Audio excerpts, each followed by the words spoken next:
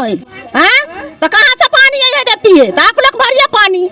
हम सब कतऽ से भरबे पानी? पानी तो जमीन के नीचा से आने अहाँ सब अथी करियो। मुखिया ने नमस्कार ने प्रणाम बता दिया। अखन शहर तो शहर आब गाँव में पानी के किल्लत भ गई है। अखन देख सके छे छोट छोट बच्चा सब पानी के डिब्बा लऽ के निकल चुकले है। बच्चा सब स्कूल जा रहा है। बहुत एतऽ जे छे से आब बात करब। अखन हम खजुरी पंचायत के वार्ड नंबर 12 में छी। वार्ड नंबर 12 में ये खजुरी पंचायत के वार्ड 12 में नहीं, तमाम एरिया में पूरा पानी के किल्लत छे। नहीं एतऽ कोनो मुखिया के ध्यान छन, नहीं कोनो प्रशासन के ध्यान छन। हम बात करब पानी तो जमीन के अंदरे से आवे छे, लेकिन जो ओकर उपयोगिता हेबाक चाहिए से नहीं भ रहल छे। तो नल जल योजना लगायल गेलै, लेकिन आज तक हमरा बुझा नल जल योजना से पानी नहीं एलै। तुका स्थानीय लोग से बातचीत करब। सबसे पहले छोट बच्चा से देख लियो, ई बच्चा के कौन दुख छे? बुआ की बात छे? पानी ना आया, पानी डाले हम सबको बहुत दूर जाना पड़ता है। कितना दूर जाना पड़ता है? यहाँ से लेके कम से कम डुम्बा घर तक।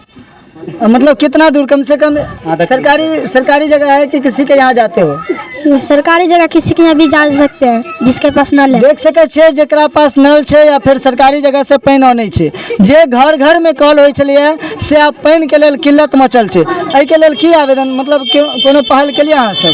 जी, हमने एसडीओ को भी दिया है, बीडीओ साहब को भी दिया है और डीएम साहब को भी आवेदन दिया है।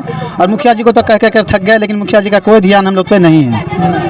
मुखिया जी का कोई ध्यान नहीं है? कोई ध्यान नहीं है। हम लोग चाहते हैं कि जैसे भी हो हम लोग को इसका सुविधा मिलना चाहिए। अच्छा, नल जल में पानी कभी आया है? आज तक नहीं आया। हम लोग के यहाँ तो अभी तक नल लगा ही नहीं। अच्छा, नल लगा ही नहीं? लगा ही नहीं। इसका कब हम लोग को मिलेगा उसका पता ही नहीं अभी तक। देख सके छे जे नल जल के स्कीम जे छे से आई ने करीब 5 साल पहले से आबि चुकल छे, लेकिन अखन तक 8 मोहल्ला में नल जल सेहो नहीं पहुँचले है। और जतऽ पहुँच गेल छे ततऽ कौन बड़का भऽ गेलै, ओतऽ पानी नहीं पहुँचे छे।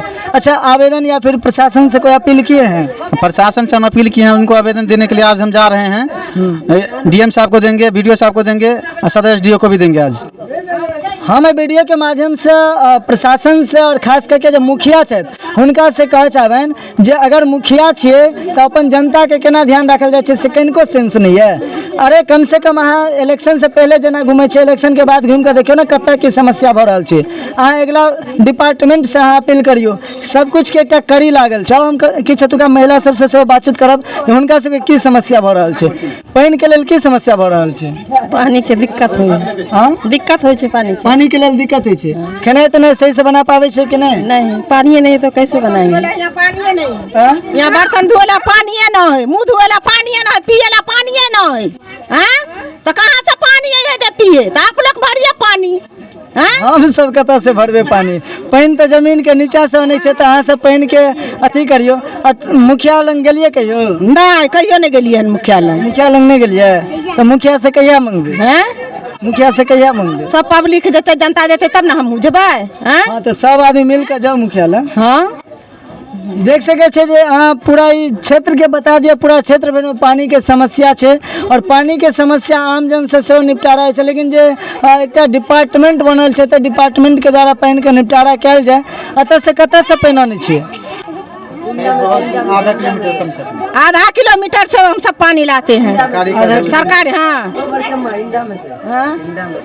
इधर जा इंडा वो बोल रहे हैं बगल से, जो इंडा में से पानी आने छे। आ सोच सके छे जे पानी के कते का समस्या भ रहल छे। और पानी के लेल अखन जे हमरा बुझा अगला जे विश्व युद्ध वाला छे ओ पानी के लेल विश्व युद्ध हेतै निश्चित रूप से। कारण जे पानी जे छे से आब ककरो ओतऽ कोई पानी भरे ला जाय छे, ओकर 17 रंग के ताना सेहो भ सके छे जे पानी हमरा ओतऽ नहीं भर, तो पानी कतऽ से भरते?